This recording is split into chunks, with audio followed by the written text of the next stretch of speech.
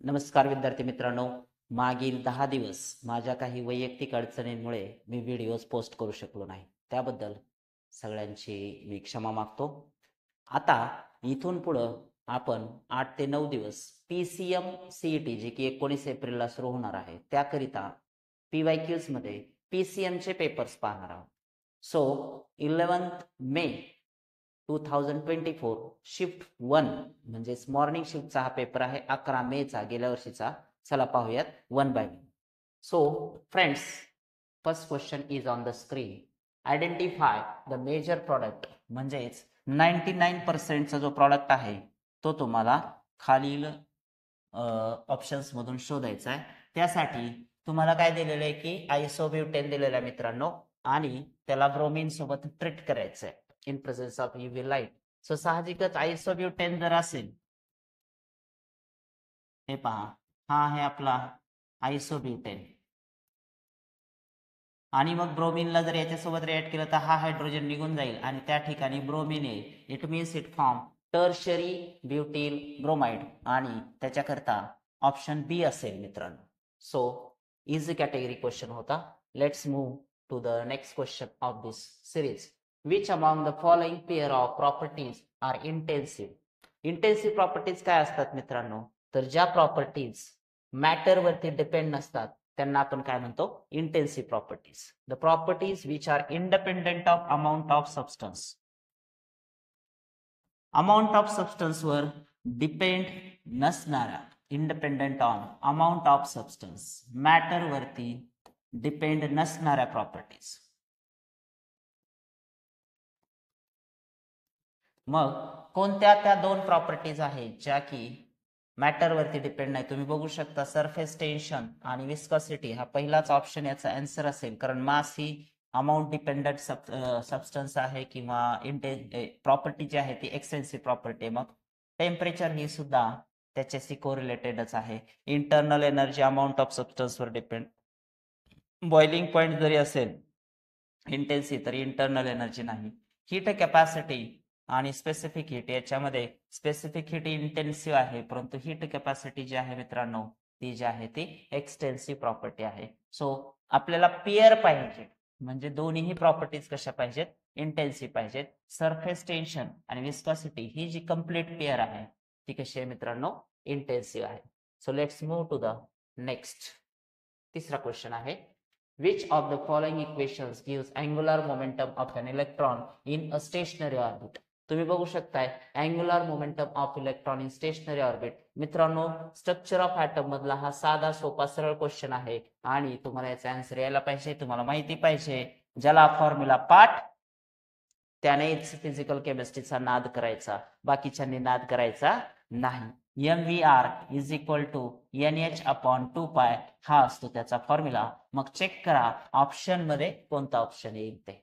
So correct option is B Bombay for this one. Question number 3 कडे जातोय मित्रांनो आपण.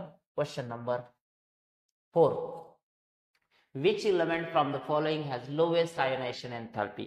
मित्रांनो, आता हे जे चार इलेमेंट्स आहेत तुम्ही बघू शकता, कॉपर, स्कॅन्डियम, मॅंगनीज, झिंक, हे चारही इलेमेंट्स मित्रांनो 3D सिरीज मध्ये. All these belongs to 3D series. 1 minute. 3D सिरीजला बिलॉंग असल्यामुळं मग जर आपण लेफ्ट टू राईट यांना लिहिलं तर स्कॅन्डियम येतो 21, त्याच्यानंतर दिलेला आहे तो मॅंगनीज येतो 25, त्यानंतर येईल कॉपर 29 आणि झिंक 30. लेफ्ट टू राईट तुम्हाला माहिती असलं पाहिजे मित्रांनो, आयोनायझेशन एन्थॅल्पी ही कधीही लक्षात ठेवायचं वाढत जाते. Arrow upward indicates the increases. मग सगळ्यात जास्त आयोनायझेशन एन्थॅल्पी झिंकच्या दिशेने जाईल, पण आपल्याला विचारलंय काय, लोवेस्ट आयोनायझेशन एन्थॅल्पी सर्वात कमी कोणाची आहे, तर करेक्ट आन्सर असेल त्याचं स्कॅन्डियम, कारण एक्स्ट्रीम लेफ्टला या चौघामध्ये स्कॅन्डियम आहे मित्रांनो. नेक्स्ट पुढचा क्वेश्चन असेल question number 5. Which alkyl halide has highest bond एन्थॅल्पी in the CX bond. मित्रांनो, कोणत्या अल्किल हॅलाइड मध्ये बॉन्ड एन्थॅल्पी जास्त असेल, तर लक्षात ठेवायचं बॉन्ड एन्थॅल्पी ही दोन गोष्टीला इनव्हर्सली प्रोपोर्शनल आहे. एक आहे बॉन्ड लेंथ आणि त्याच्याच पॅरलल आहे bond strength. So bond length कमीत कमी, बॉन्ड एन्थॅल्पी जास्तीत जास्त, किंवा बॉन्ड स्ट्रेंथ जास्तीत जास्त, बॉन्ड एन्थॅल्पी कमीत कमी, म्हणजे हे इनव्हर्स रिलेशन आहे. सो तुम्ही चेक करू शकता सगळ्यात कमी bond length alkyl group same असेल तर कमी बॉन्ड लेंथ कुठं होऊ शकते, तिथं बॉन्ड एन्थाल्पी जास्त असेल, कारण की हायएस्ट बॉन्ड एन्थाल्पी असं म्हटलंय. मग बॉन्ड एन्थाल्पी जास्त असायची असेल तर बॉन्ड लेंथचा विचार करा. बॉन्ड लेंथ मध्ये तुम्ही बघू शकताय carbon fluorine, carbon chlorine, carbon bromine आणि शेवटचा असेल कार्बन आयोडीन. या चार मध्ये तुम्ही जर चेक केलं तर सर्वात लहान साईज मित्रांनो फ्लोरीनची असल्यामुळे बॉन्ड लेंथ इथं कमी असेल. आणि ज्याची बॉन्ड लेंथ कमी तुम्हाला माहिती आहे कोरिलेशन उलट आहे, त्याची बॉन्ड एन्थाल्पी कशी असेल, सर्वात जास्त असेल. So the correct option is B Bombay, CH3F हे त्याचं उत्तर असायला हवं. नेक्स्ट क्वेश्चन नंबर 6 कडे जातो मित्रांनो आपण. Calculate went of factor I of 0.2 molar aqueous solution of an electrolyte if it freezes at -0.660 kelvin. KF तुम्हाला दिलेला आहे. विचारलंय काय तर वेंट ऑफ फॅक्टर मित्रांनो विचारलाय. वेंट ऑफ फॅक्टर म्हणजे काय असतं तर I असतं. त्यासाठी तुम्हाला कॉन्सन्ट्रेशन दिलेलं आहे ऑलरेडी. त्यानंतर KF हा पण दिलेला आहे. आणि विशेष म्हणजे इलेक्ट्रोलाइट इफ इट फ्रीजेस, तो फ्रीज होणारा इलेक्ट्रोलाइट म्हणजे हा जर मायनस असेल तर ऑलरेडी ॲक्वियस सोल्युशन असेल तर 0 मधून हे मायनस करा, ऑलरेडी हे प्लसचा डिफरन्स येऊन जाईल, म्हणजे तुम्हाला डेल्टा TF सुद्धा इथंच मिळतो, फक्त मायनसच्या ऐवजी पॉझिटिव्ह साईन करा. आता विचारले का त्याच्यावरती फोकस करूया आपण. तुम्हाला हे माहिती पाहिजे मित्रांनो depression in freezing point is equal to काय असतं तर I into KF into M असं असतं. आता हा आहे फॉर्म्युला, ज्याला फॉर्म्युला पाठ त्याला सोल्यूशन येणार, बाकीच्यांना येणार नाही. चलो चेक करेंगे हम इसको. डेल्टा TF ऑलरेडी तुम्हाला दिलेला असणार आहे तर त्याला लिहित बसायची गरज नाही, हे काढून टाकतो मी. चलो डेल्टा TF मी तुम्हाला पहिलंच म्हटलं की काढू शकतो आपण. किती आहे हे, जर इलेक्ट्रोलाइटचा मायनस आहे तर 0 मायनस मायनस होते, म्हणजेच हे काय येणार plus 0.660 is equal to I आपल्याला शोधायचा आहे मित्रांनो. KF तुम्हाला दिलाय 1.84 इंटू मोलॅलिटी, म्हणजेच ऑलरेडी मोलॅलिटी तुम्हाला दिलेली आहे. This is molality. Okay, so molality किती आहे 0.2 मोलाल ऑलरेडी म्हटलंय, कॉन्सन्ट्रेशन तुम्हाला प्रोव्हाइड केलेलं. Therefore I is equal to calculate करूया आपण 0.660 डिवायडेड बाय, आता हे किती येतं ते आपण अगोदरच बघू शकतो. तुम्ही जर ह्याला 1.84 इंटू 0.2 असं जर बघितलं तर तुमचं आन्सर काय येतं पहा, तुम्ही कॅल्क्युलेट करू शकता. बघा ओव्हरऑल जर कॅल्क्युलेशन सोडवलं तर तुमच्या लक्षात येईल की ह्याचा आन्सर येईल 1.79. कॅल्क्युलेट करून बघू शकता तुम्ही. सो 1.79 कुठल्या ऑप्शन मध्ये आहे, option B is the right option for this one. Let's move to the next. पुढचा क्वेश्चन आहे फ्रेंड्स पहा. नेक्स्ट क्वेश्चन काय आहे, identify reagent use for preparation of benzophenone from benzonitrile. So तुम्हाला प्रॉडक्ट पाहिजे मित्रांनो काय बेन्झोफिनोन. काय पाहिजे प्रॉडक्ट बेन्झोफिनोन, म्हणजे हा प्रॉडक्ट पाहिजे.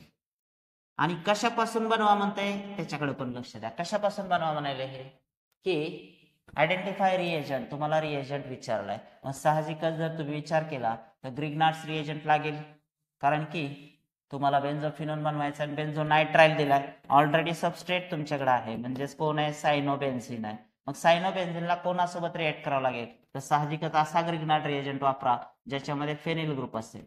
मग फेनिल ग्रुप कोणामध्ये आहे तुम्ही बघू शकताय पहिल्याच ऑप्शन मध्ये C6H5MgBr. सो करेक्ट ऑप्शन हाच असेल, कारण याच कन्व्हर्जन CN नंतर CO मध्ये होतं. आणि हा जो बेन्झिन रिंग आहे मित्रांनो तो याला या कार्बनला येऊन अटॅच होतो आणि CN कन्व्हर्जन CO मध्ये झाल्यानंतर तो मेन प्रॉडक्ट जो आहे तो बेन्झोफिनॉल येतो. चलो नेक्स्ट क्वेश्चन नंबर 8 के पास जाएंगे हम.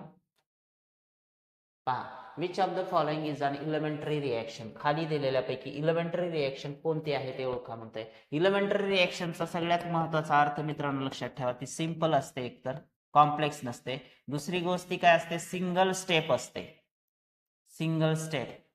त्यानंतर युनिमॉलिक्युलर असते, युनिमॉलिक्युलर असते. मग शोधा अशी कोणती रिएक्शन. तुम्ही इथं बघा 2 म्हणजे हे तर नाहीतच, कट मेथडच वापरा, पहिला हाच, म्हणजे option A is the correct option for this one. Next पुढच्या क्वेश्चन कडे जातो आपण. Question number 9.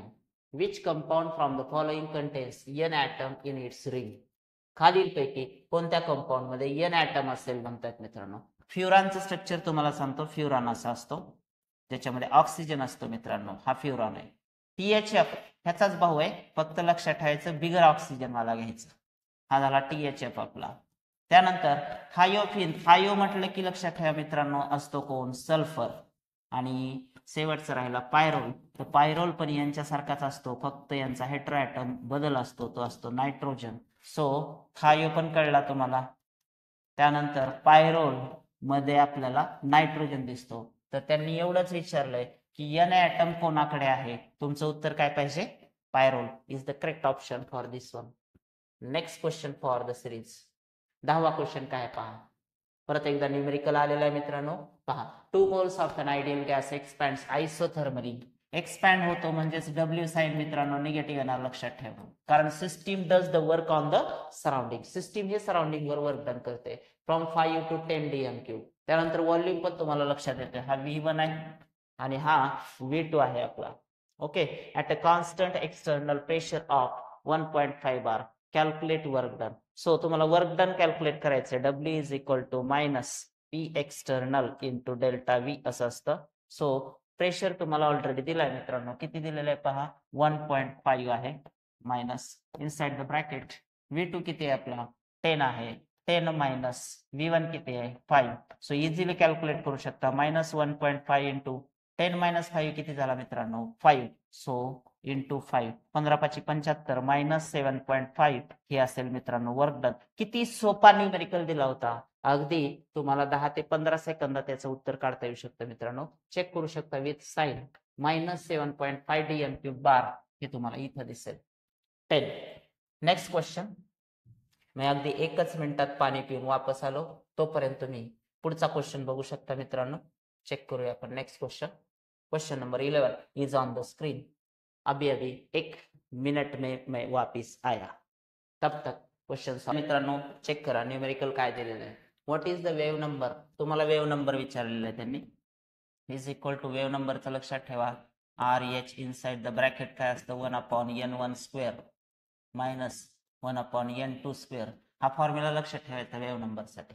बर, आता त्यांनी काय विचारलंय, लायमन सिरीज दिली. तर लायमन सिरीजला तुम्हाला लक्षात पाहिजे की लोएस्ट ट्रान्झिशन कसं होतं. तर त्याची n2 किती असते मित्रांनो, 2 असते. आणि n1 किती असते, 1 असते. If you put the values here you will get the wave number as like this. RH inside the bracket 1/n1 किती आहे, 1 आहे. सो 1 चा स्क्वेअर अपॉन n2 किती आहे, 2 आहे. 2 चा स्क्वेअर. सो चेक करू शकता तुम्ही. सॉल्व जर केलं RH इनसाइड द ब्रॅकेट हे किती, 1 चा स्क्वेअर 1च येणार, 2 चा स्क्वेअर 4 येणार. It means 1/1 minus 1/4. आणि हे जर सॉल्व केलात मित्रांनो तर RH इनसाइड द ब्रॅकेट 3/4 असं यायला पाहिजे. कारण कॅल्क्युलेशन तेच सांगतं. आपला ऑप्शन ए हा पहिलाच ऑप्शन असेल. Next question. पुढच्या क्वेश्चन कडे जातो आपण. Question number 12. पहा, परत एकदा न्यूमेरिकल तुम्हाला दिसतं इथं. Vapour pressure of a pure solvent is 550 millimeters of Hg. By addition of non-volatile solute it decreases to 510 millimeters of Hg. Calculate the mole fraction of solute in the solution. तुम्हाला मोल fraction विचारलंय मित्रांनो. So P10 minus P1 divided by P10 is equal to हे काय असते, मोल fraction of solute. कारण तुम्हाला ऑलरेडी प्रेशर दिलेलं आहे. पहा, P10 म्हणजे काय, तर प्युअर सॉल्व्हंटचा वेपर प्रेशर. तो किती दिलाय मित्रांनो बघा, P10 हा आहे आपला P10.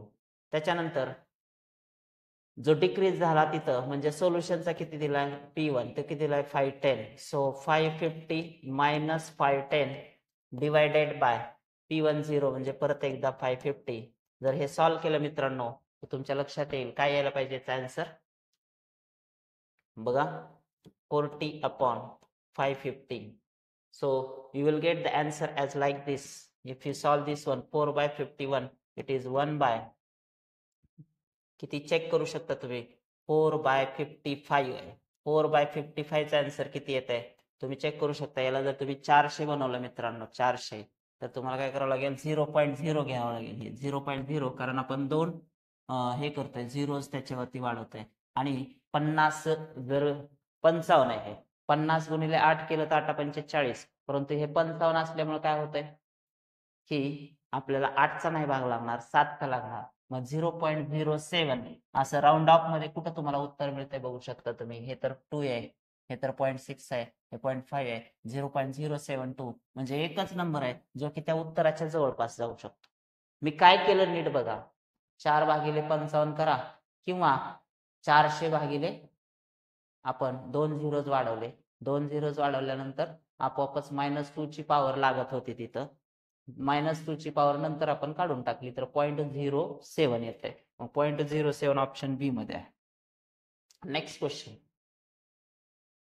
Identify the product obtained when excess of benzoyl chloride is treated with 1 minute. झालाय हा question.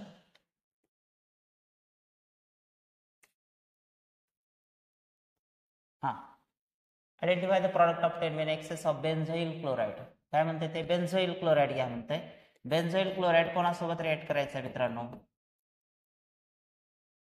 React with dimethyl cadmium. Dimethyl cadmium म्हणजे CH3 2 टाइम्स CD याच्यासोबत रिएक्ट करा म्हणताय. तर तुम्हाला माहिती पाहिजे याचा जो प्रॉडक्ट आहे मित्रांनो तो ऍसिटोफिनोन येणार, कारण CO ग्रुपचा क्लोरीन काढून टाकला जातो. याला 2 मोल्स करा कारण ते स्टॉइकियोमेट्री लागते आणि इथं CH3 येणार, त्यामुळे हा आपोआप 2 मोल्स झाला. काढलेले जे 2 क्लोरीन आहेत ते कॅडमियम सोबत जातील आणि CdCl2 अशी सिंपल ऑर्गॅनिक केमिस्ट्रीची रिएक्शन आहे. सो हा जो कीटोन तयार झाला याला आपण काय म्हणतो मित्रांनो? Acetophenone. So correct option is a, option A. चलो नेक्स्ट क्वेश्चन को जाएंगे, क्वेश्चन नंबर 14. पहा मित्रांनो, तुम्हाला ऑलरेडी काय केलेलं आहे की एक रिएक्शन दिलेलं आहे NO2Cl2 that gives twice NO2 plus Cl2. Rate constant of reaction तुम्हाला के दिलाय मित्रांनो. Calculate half life of the reaction. So किती सोपा क्वेश्चन आहे पहा. फर्स्ट ऑर्डर रिएक्शन आहे आणि तुम्हाला टी हाफ विचारलेला आहे. 0.693 डिवायडेड बाय काय असतं? के असतं. के ऑलरेडी तुमच्याकडे आहे मित्रांनो 4.7672. हे जर तुम्ही सॉल्व्ह केलं फ्रेंड्स तर तुम्हाला कॅल्क्युलेशन स्किल व्यवस्थित माहिती पाहिजे की तुम्हाला आता इथं जे ऑप्शन्स आहेत ते बिलकुल जवळजवळचे नाहीत, त्यामुळे घाबरू नका. ऑप्शन्स कडे नीट लक्ष द्या. हे 0.07 आहे, तर हे 0.1 आहे, हे 0.4 आहे, हे 0.2 आहे. म्हणजेच आता आपल्याला बघा हे तर लांबचा ऑप्शन आहे. आता चेक करू आपण कशाच्या जवळ जाऊ शकतोय. सो तुम्ही जर पाहिलं तर ह्या 4 ने तुम्हाला डिवाइड करता येतं. याला पहा 4.7 आहे, त्याला मी राऊंड ऑफ 5 घेऊ का? बघा 5 ने डिवाइड केलं.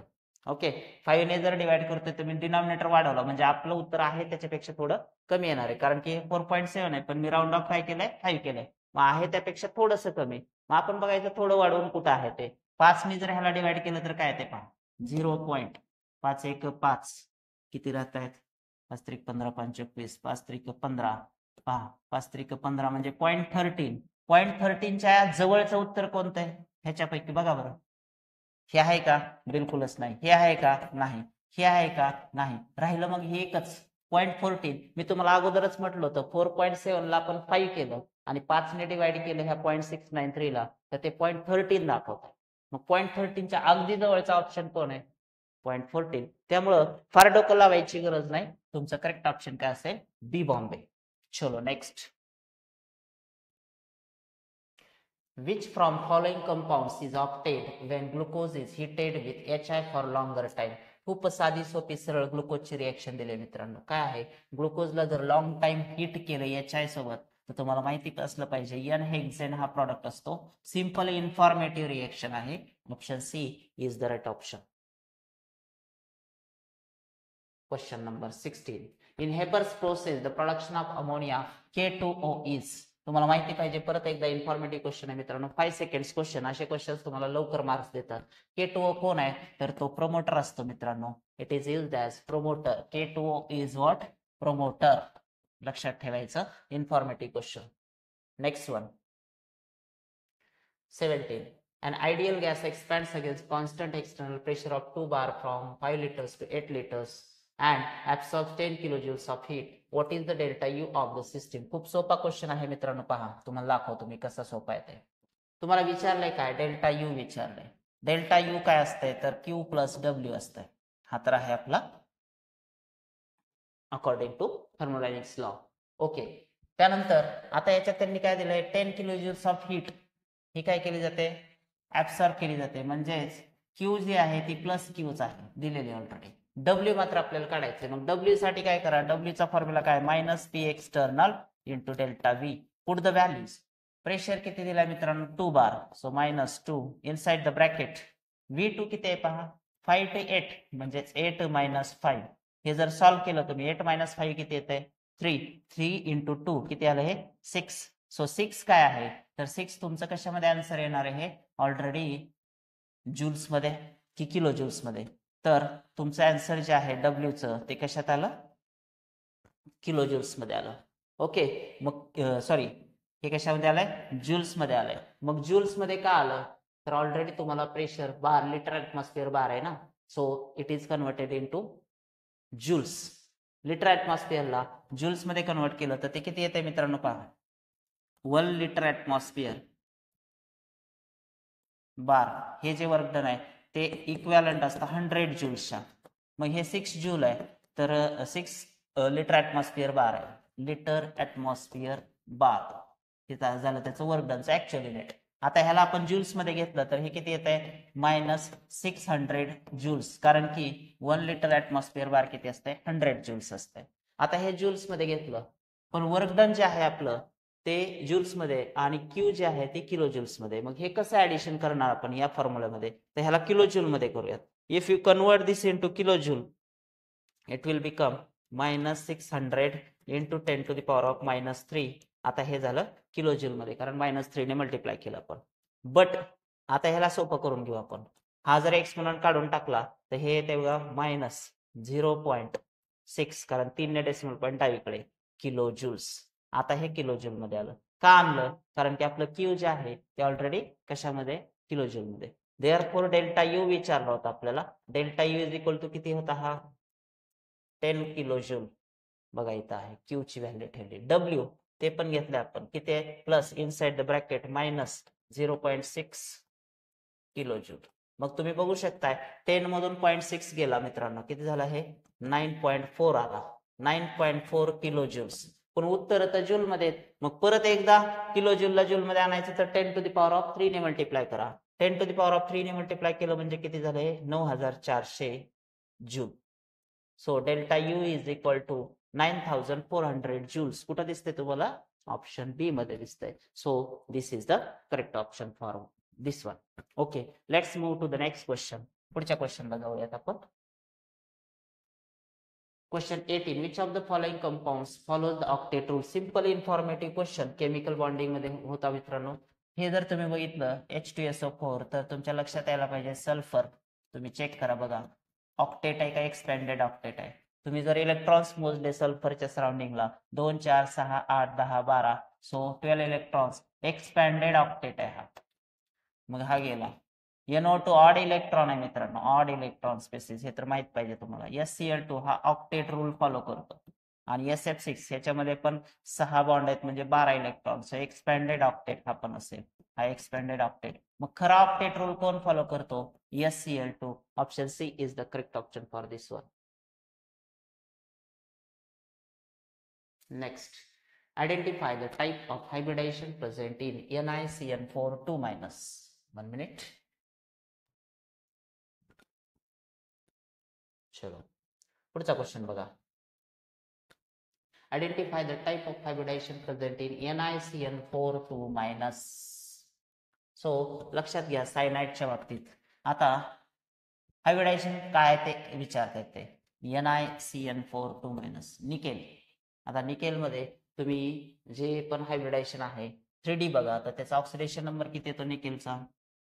जर इथून तुम्ही -4 आहे, हा -4 पलीकडे जाऊन +4 मधून हे 2 गेले तर +2, निकेल 2+ आहे. मग निकेल मध्ये इलेक्ट्रॉन्स किती आहेत, एकूण निकेलचा ऍटॉमिक नंबर किती असतो मित्रांनो निकेलचा, बोला. कॉपर 29 आहे, तर निकेल किती आहे 28 आहे. मग 8 असल्यानंतर ओरिजिनल कॉन्फिगरेशन असं आहे त्याचं, आर्गॉन 18, 4s2 20 आणि 3D किती होता 8. त्याच्यातले तुम्ही काय करताय 4s चे 2 देताय, म्हणजे हे कोण आहे आर्गॉन 3D किती असणार आहे 8. 3d8 ला 8 आहेच. मग ऑलरेडी 3d मध्ये इलेक्ट्रॉन्स आहेत मित्रांनो, पहा 3d मध्ये इलेक्ट्रॉन्स किती आहेत. 3d मध्ये इलेक्ट्रॉन्स 1 2 3 4 5 ऑर्बिटल झाले. 1 2 3 4 5 6 7 8. आता हायब्रिडायझेशन विचारलेले त्यांनी की 4 सायनाइड येत असतील तर ते कुठला हायब्रिडायझेशन असेल. स्ट्रॉंग फील्ड लिगँड आहे तर पेअरिंग होईल याचा, हा इकडे जाईल, हा एक 4s, हा 3d, हा 4s आणि हा आहे 4p. सो याच्यामध्ये 4p. आपल्याला किती ऑर्बिटल्स पाहिजेत एकूण 4 पाहिजे. सो कसा होईल मग सांगा, बोला लवकर. ऑलरेडी सायनाइड जो आहे तो स्ट्रॉंग फील्ड आहे का वीक फील्ड आहे ते ठरवा अगोदर, आणि सायनाइड जसं असेल त्याच्यानुसार मग पेअरिंग होणार किंवा नाही होणार हे ठरणार आहे. So whether it is possible pairing or not, decide first of all.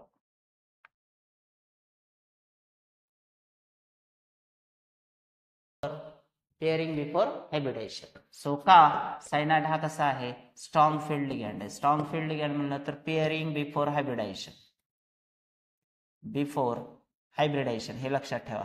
मग पेअरिंग जर झालं तर हा इलेक्ट्रॉन इथं आला, हा इलेक्ट्रॉन इथं आला तर तो इथंच टाकून देऊ आपण, म्हणजे हा ऑर्बिटल आपला काय झाला, एम्प्टी झाला मित्रांनो. मग तो ऑर्बिटल जर एम्प्टी झाला तर हा एक ऑर्बिटल आहे 3d चा, 4s चा एक आहे, आणि तुम्ही बघू शकता टोटल किती पाहिजे तुम्हाला 4. मग हे जर पेअरिंग केला तर p चे 2च घेणार आपण, सिलेक्टेड होणार हे 4p च.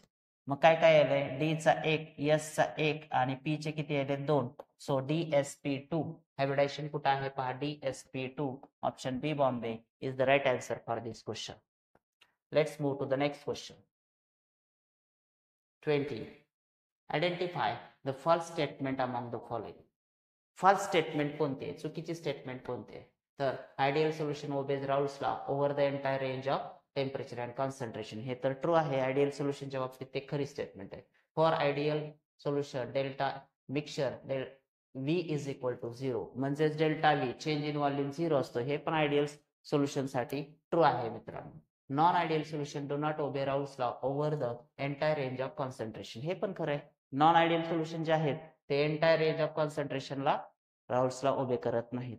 राहिलं काय एकच स्टेटमेंट आता, vapour pressure of non ideal solution always lies between vapour pressure of pure components. This one is the false statement. So शेवटची स्टेटमेंट आहे जी की चुकीची स्टेटमेंट आहे. पहिल्या 3 स्टेटमेंट करेक्ट आहेत, चुकीची म्हणजे फॉल्स स्टेटमेंट आहे, म्हणून this is the correct answer for false statement. Next question 21. Which from the following statement is not correct regarding the Mendius reduction? मित्रांनो तुम्हाला मेंडियस रिडक्शन माहिती पाहिजे अगोदर काय आहे ते, पुढचा क्वेश्चन घेऊ द्या मला. मेंडियस रिडक्शन तुम्हाला माहिती पाहिजे काय आहे ते. मेंडियस रिडक्शन मध्ये होतं काय, तर अगोदर सगळ्यात नॉट म्हणजे चुकीचा कुठला आहे ते बघा. It is useful for preparation of alkyl amine. So Mendius reduction मध्ये जो प्रॉडक्ट असतो तो प्रायमरी अमाइनच असतो, त्यामुळे हे लक्षात ठेवा मेंडियस रिडक्शनचा प्राइम पर्पज.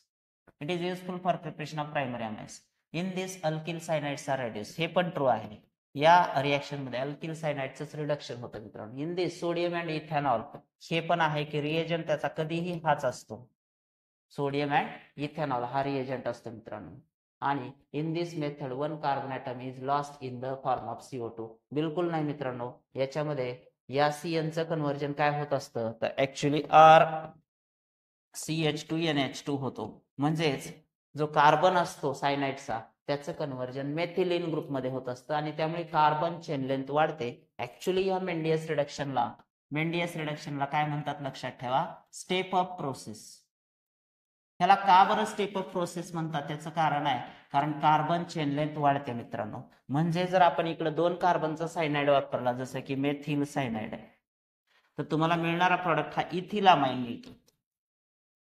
चेक करा आता बघा, इथं कार्बन चेन लेंथ 1 ने वाढली कारण हा सायनाइडचा फंक्शनल ग्रुपचा कार्बन चेन मध्ये कन्वर्ट झाला. So this is called as step up process. म्हणून मेंडियस रिडक्शन मध्ये CO2 च्या फॉर्म मध्ये बिलकुल तो लॉस होत नाही, म्हणून नॉटचं जे आन्सर असेल ते ऑप्शन डी असेल. मेंडियस रिडक्शनचा हा पार्ट नाहीये, CO2 म्हणून तो जात नाही. क्वेश्चन नंबर 22 चेक करा मित्रांनो. खूप सोपा क्वेश्चन आहे, दिसायला थोडा अवघड दिसतो. केमिकल कायनेटिक्सचा क्वेश्चन अगोदर कधी टेन्शनच देतो, परंतु तुम्ही वाचल्यानंतर लक्षात येईल की क्वेश्चन सोपे असतात मित्रांनो. पहा, initial concentration of reactant in a first order reaction is 0.08 moles per DM cube. Initial concentration तुम्हाला ऑलरेडी दिलंय मित्रांनो, म्हणजेच A0 दिलंय, किती दिलंय 0.08. त्यानंतर what concentration would remain after 40 minute, म्हणजेच तुम्हाला विचारलंय AT बरोबर किती असेल. सो लांबलचक मेथडने गेला तर मग तुम्हाला अगोदर काय करावं लागेल की के काढावं लागेल, त्याच्यावरून मग नंतर ते लॉग ऑफ A0/AT करून अँटी लॉग वगैरे काढावं लागेल. पण सोपं सांगतो, त्यांनी तुम्हाला सोपं करून दिलंय. इथं A0/AT ऑलरेडी दिलंय. किती दिलंय? A0/AT ऑलरेडी दिलेलं आहे मित्रांनो. किती दिलंय पहा, 5 दिलंय. मग तुम्हाला काढायचं काय? AT काढायचं. Therefore AT is equal to काय? कशाला अवघडात घुसता, इथंच तुम्हाला आन्सर मिळते. सांगा A0 अपॉन काय होईल 5. मग A0 ऑलरेडी आहे तुमच्याकडे, किती आहे 0.08 डिवायडेड बाय 5. हे जर सोडवलं तर किती येते मित्रांनो बघा, 0.05 1 5 खाली राहिले 3 5 6 30 0.016 कुठं आहे पहा 0.016 ऑप्शन सी मध्ये आहे मित्रांनो. सो खूप सोपा क्वेश्चन होता chemical कायनेटिक्सचा. Next 23. Which from the following amines has highest pKb value? अरे अरे अरे अरे, चलो हायेस्ट पीकेबी व्हॅल्यू कोणाची आहे? खूप सोपा क्वेश्चन आहे मित्रांनो. मी का सोपा म्हणलं त्याचं कारण आहे की पीकेबी व्हॅल्यू ज्याची जास्त असते मित्रांनो, त्याची केबी व्हॅल्यू जी असते ती कशी असते? कमी असते. म्हणजे हे इनव्हर्स रिलेशन आहे. हे कसं इनव्हर्स रिलेशन आहे? आता dissociation constant of weak base म्हणूयात आपण, जे की कमी असते. याचा अर्थ काय? पीकेबी व्हॅल्यू ही बेसिसिटीच्या कसे इनव्हर्स आहे, लक्षात ठेवायचं. जेवढी जास्त पीकेबी व्हॅल्यू तेवढी बेसिसिटी कमी. आता ती काय म्हणते, हायेस्ट पीकेबी म्हणजे लोएस्ट बेसिसिटी वाला शोधा. हायेस्ट पीकेबी म्हणजे लोएस्ट बेसिसिटी वाला शोधा. मग लोएस्ट बेसिसिटी कोणाची असते? तर हे तर अल्कॅनामाइन आहे, अल्कॅनामाइन आहे, अल्कॅनामाइन आहे. एकच आहे ॲरिलामाइन. तुम्हाला माहिती असलं पाहिजे, arylamines are weaker base. Arylamines are weaker base than alkylamines. लक्षात ठेवायचं, हे कधीही लक्षात ठेवा.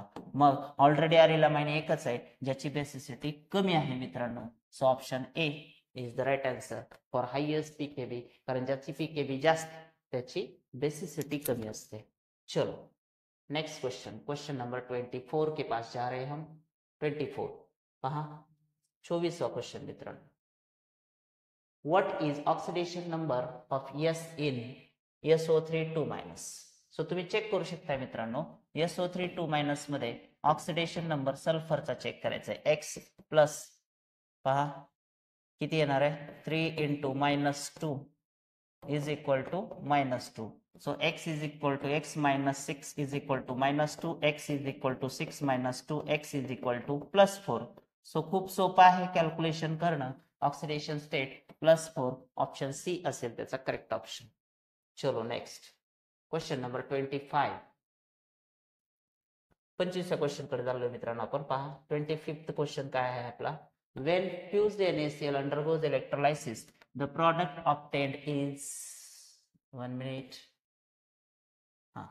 The product obtained or formed is at cathode. लक्षात ठेवायचं कधीही की जर कॅथोडला आणि ॲनोडला कोण जातं, तर मी असं लक्षात ठेवतो, एक आहे कॅथोड आणि दुसरा आहे ॲनोड. हे 2 इलेक्ट्रोड्स असतात. कधीही लक्षात ठेवायचं सेलमध्ये. आता NaCl च्या बाबतीत जर फ्युज्ड NaCl असेल मित्रांनो, तर लक्षात ठेवायचंय की Na त्याचा होणार आहे प्लस आणि Cl चा होणार आहे मायनस. मग कोण कोणाकडे जातो, तर कधी लक्षात ठेवायचं, ॲनोड कडे जातो क्लोरीन, आणि तिथं क्लोरीन गॅस डिपॉझिट होतं. लक्षात ठेवायचं, ऑक्सिडेशन होतं ना. ॲनोडला ऑलवेज ऑक्सिडेशन होतं, यावरून पण लक्षात ठेवू शकतो.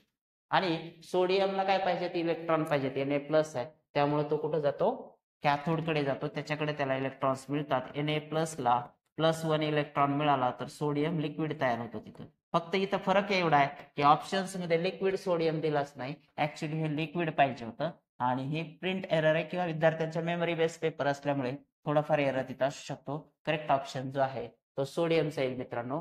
कॅथोडला कोण जातो, कॅथोडला सोडियम जातो. लक्षात ठेवायचं, लिक्विड सोडियम पाहिजे फक्त तिथं solid charge. Next Which element from following exhibits highest number of various different possible oxidation states?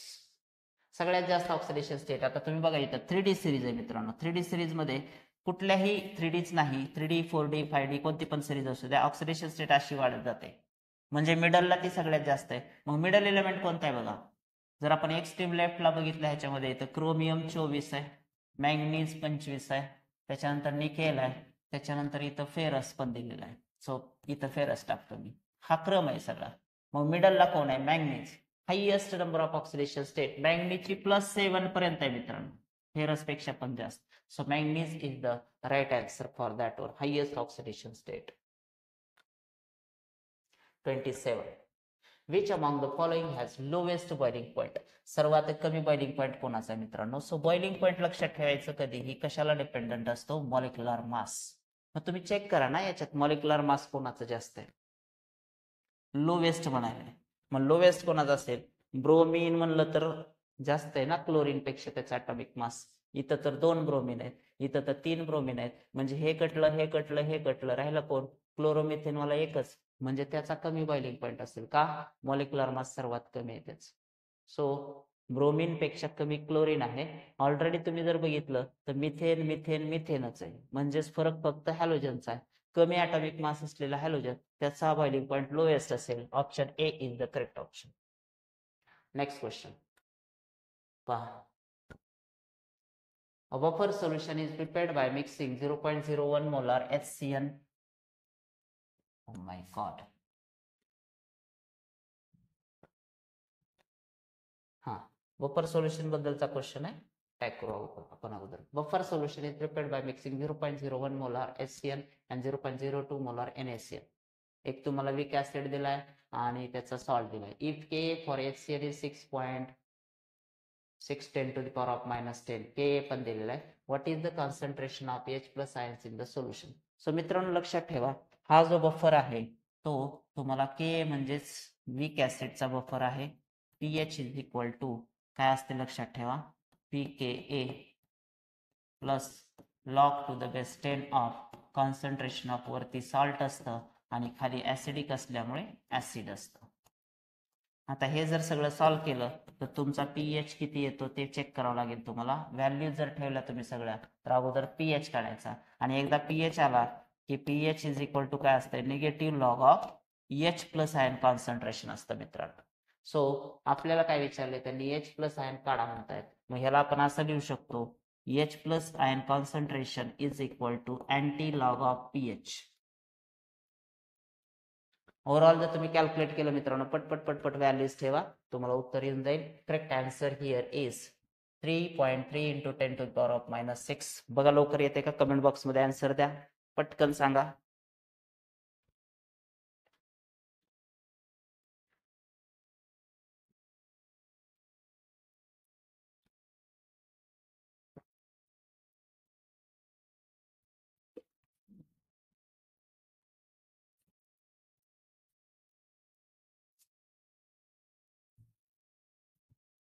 Yes.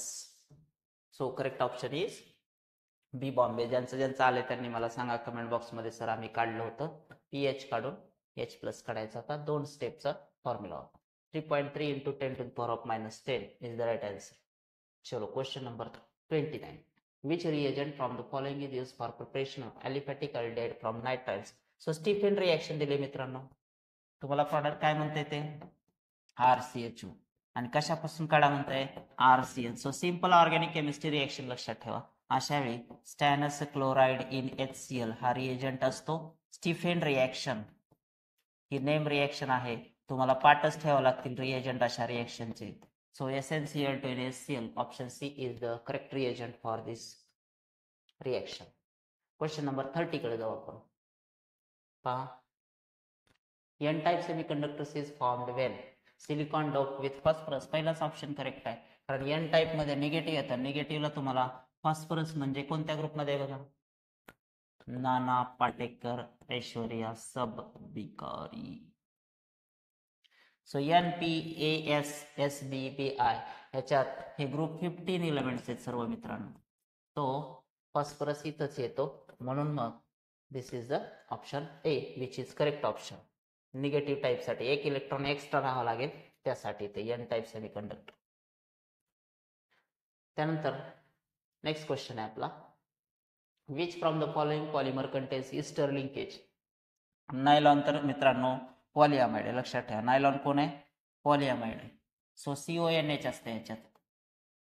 पॉलीॲक्रिलोनायट्राइल, ह्याच्यामध्ये तर सायनाइड आला. ठीक आहे, ॲक्रिलोनायट्राइल.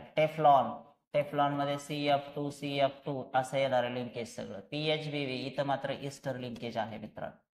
पॉलीहायड्रॉक्सी ब्युटरेट आणि व्हॅलरेट. सो ईस्टर लिंकेज ह्याच्यामध्ये येतं मित्रांनो, PHBV. Next question, which of the following element is used in photoelectric cell? One of the simplest yes block question. Elements of group 1 and 2. KCM or the cesium is the right answer for that one. Next, 33. The resistance of conductivity cell filled with 0.1 molar KCl solution is 100 ohm and the conductivity is K पण दिलेलं आहे तुम्हाला.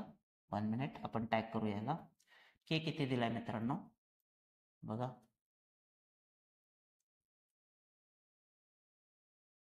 चलो.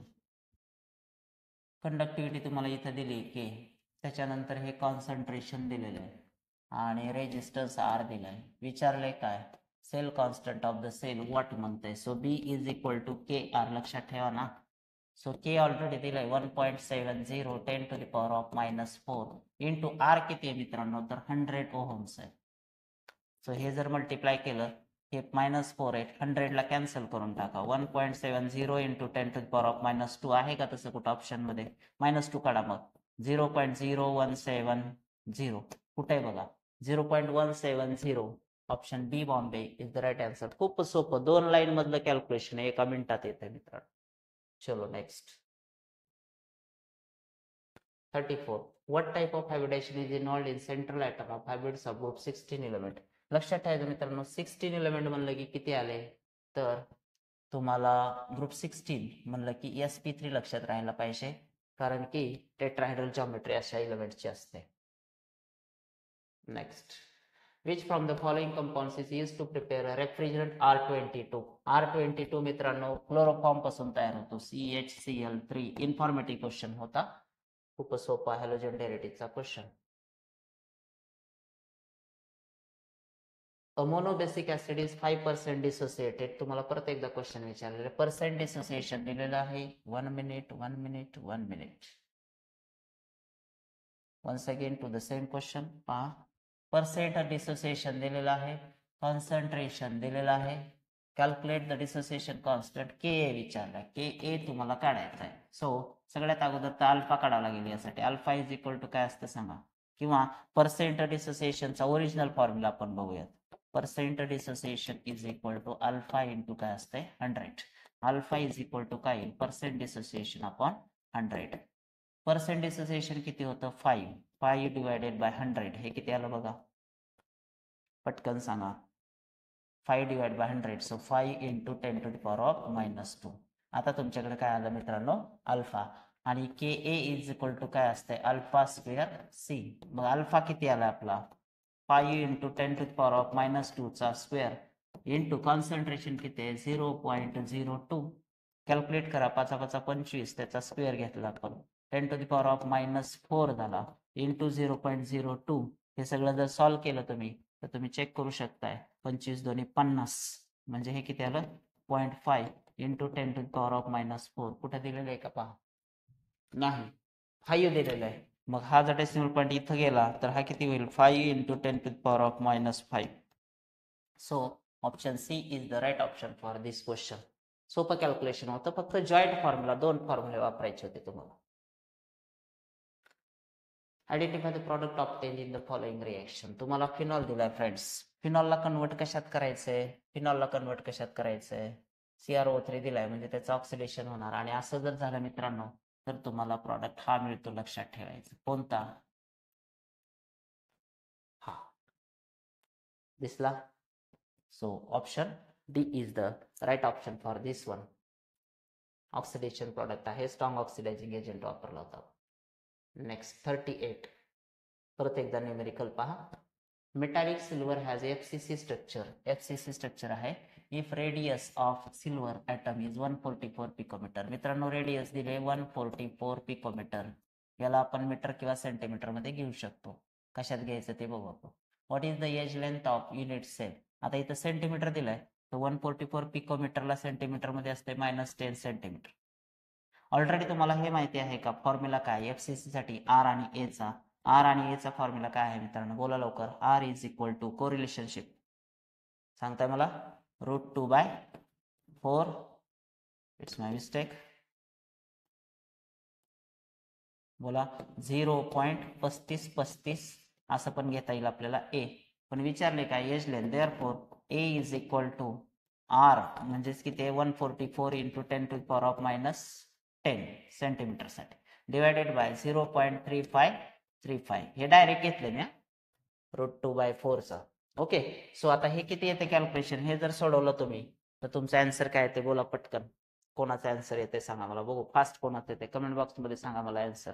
I am waiting for your answer. Do it fast.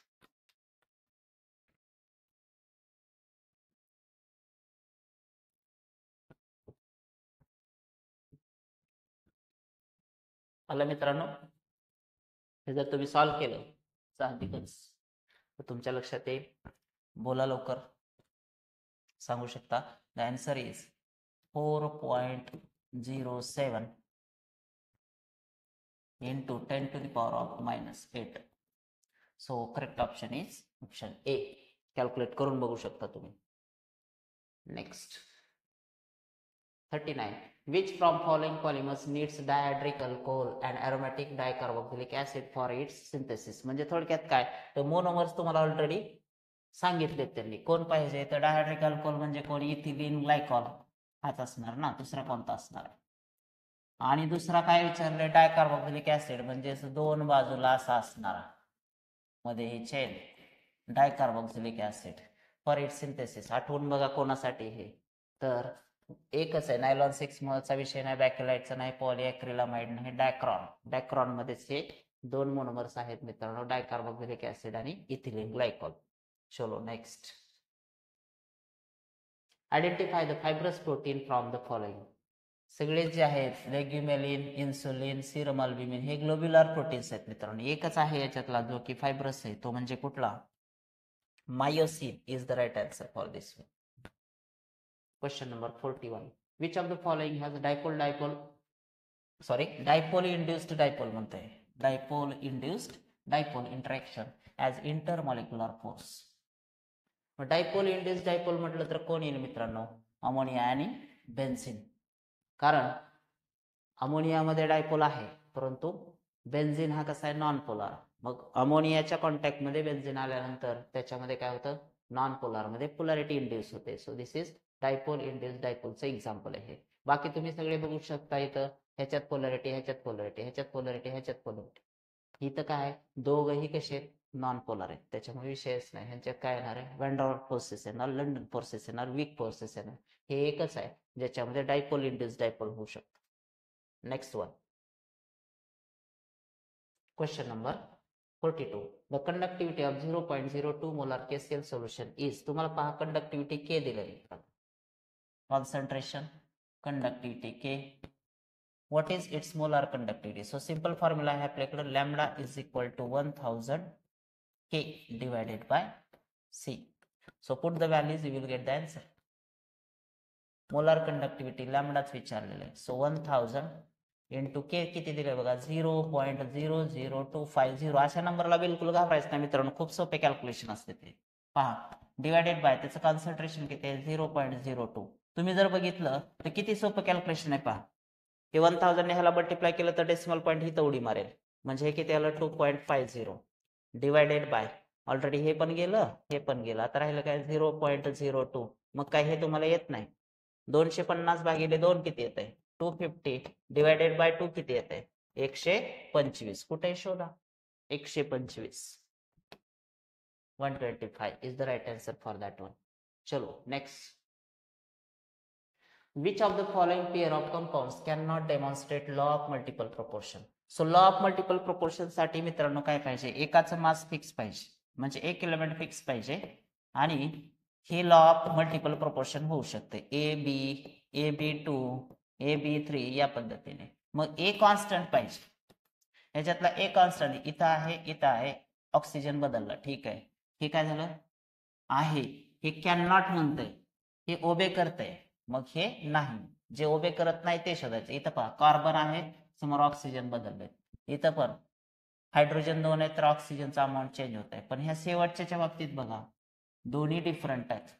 जो constant element आहे तो नाहीये तिथं, त्यामुळं हा मल्टिपल प्रोपोर्शन ओबे करत नाही. Option D is the right answer for that one, कारण निगेटिव्ह आन्सर वाला पाहिजे होता आपल्याला.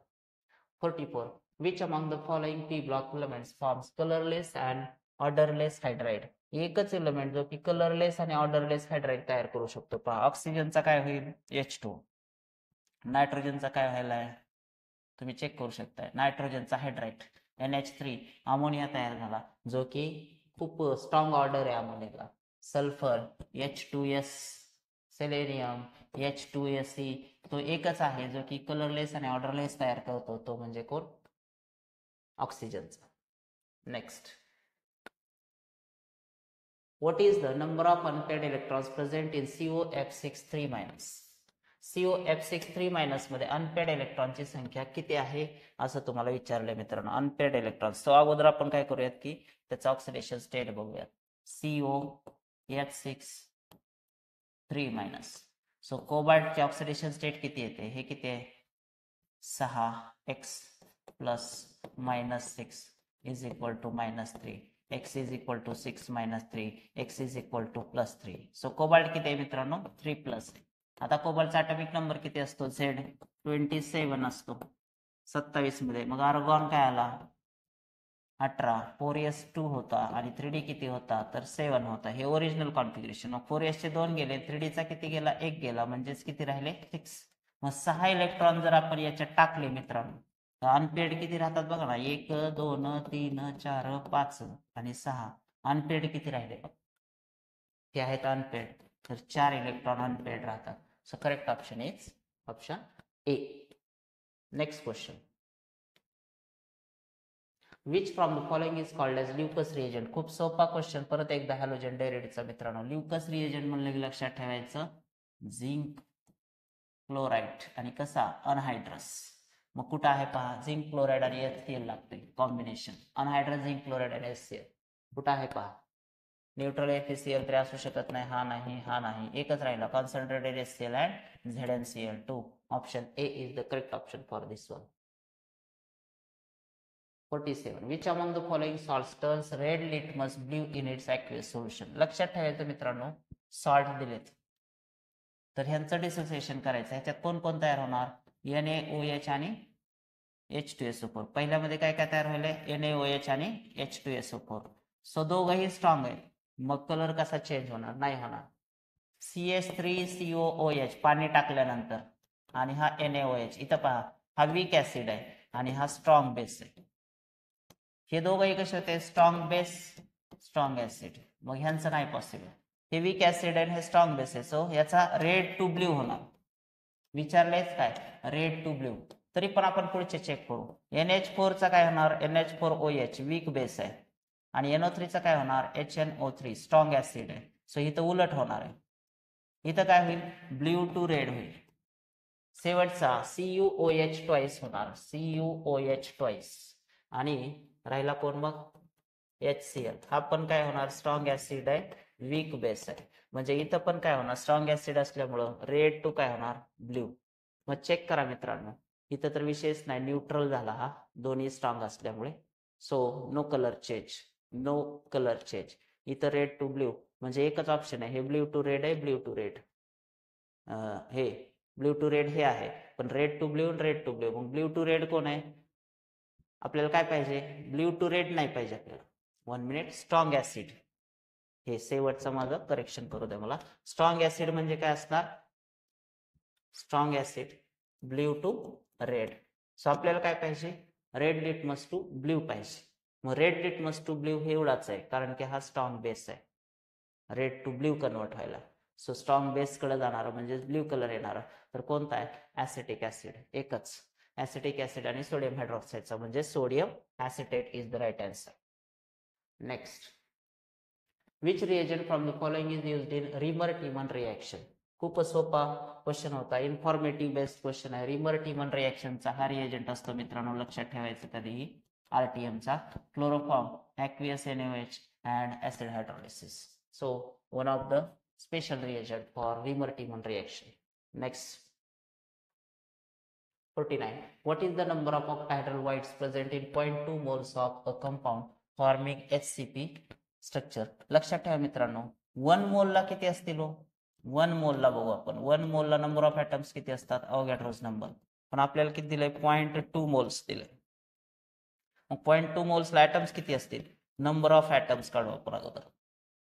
नंबर ऑफ ॲटम्स येईल 0.2 इंटू Na, म्हणजे किती? 0.2 into 6.022 10 to the power of 23. हे जर कॅल्क्युलेट केलं तर किती येते? 2 दूनी 4, 2 दूनी 4, 0 आणि 6 दूनी 12. सो डेसिमल पॉईंट बघू शकता तुम्ही, 1 2 3 4, 1 2 3 4, 1.2044 10 to the power of 23. 1.20 number of atom. आता लक्षात ठेवायचं ऑक्टाहेड्रल वाईट्स किती असतात? तर जेवढे नंबर ऑफ ॲटम्स असतात, number of atoms is equal to octahedral voids. मग नंबर ऑफ ॲटम्स एवढे आहेत 1.2044. कुठे आहे? 1.2044. एकच ऑप्शन आहे. जेवढे नंबर ऑफ ॲटम्स तेवढ्याच ऑक्टाहेड्रल वाईट्स असतात. लक्षात ठेवा, number of atoms is equal to octahedral voids. हा फॉर्म्युला लक्षात ठेवायचा. करेक्ट आन्सर आला मग ऑप्शन ए. तेवढेच number of atoms. Last but not least, what is the percentage atom economy when formula weight of product obtained is 70 unified and the sum of formula weight of reactant is 140 unified? खूप सोपा question. Percent atom इकॉनॉमीचा मित्रांनो, percent atom economy is equal to product upon reactant masses into what? 100. PR by 100 करतो मी short मध्ये. Product किती आहे मित्रांनो? पहा, प्रॉडक्ट इज 70. रिएक्टंट किती आहे माहिती आहे का? Sum of the formula weight of reactant किती आहे? 140 इंटू काय करा? 100. सो तुम्हाला पर्सेंट ॲटम इकॉनॉमी मिळालं. 0 0 गेट्स कॅन्सल्ड. 7 1 7, 7 2 14, 100 भागिले 2 म्हणजे किती आलं? 50. So what is the right answer? Is 50% atom economy असेल ह्या रिएक्शनची. Option C is the correct option. तर हा होता मित्रांनो 11th मेचा शिफ्ट 1चा पेपर, जो की PCNचा पेपर आहे मित्रांनो. इथून पुढं सलग आता 19 एप्रिलला येणाऱ्या CETसाठी म्हणजे PCN CETच्या विद्यार्थ्यांच्या तयारीसाठी खास करून गेल्या वर्षीचे सर्व PCNचे पेपर्स आपण अपलोड करतोय. तेव्हा या व्हिडिओला लाईक, शेअर आणि सबस्क्राईब करायला अजिबात विसरू नका. भेटूया एका नवीन व्हिडिओसह उद्या.